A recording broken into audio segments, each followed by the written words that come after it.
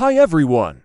If you want to display your name, phone number, or custom text on the lock screen of your Redmi 17C, this video is exactly what you need. Today, I'll show you step by step how to write a name on the lock screen in Redmi 17C 5G using simple built-in settings. This feature is very useful if you want to personalize your phone or add important contact information in case your device gets lost. Let's get started.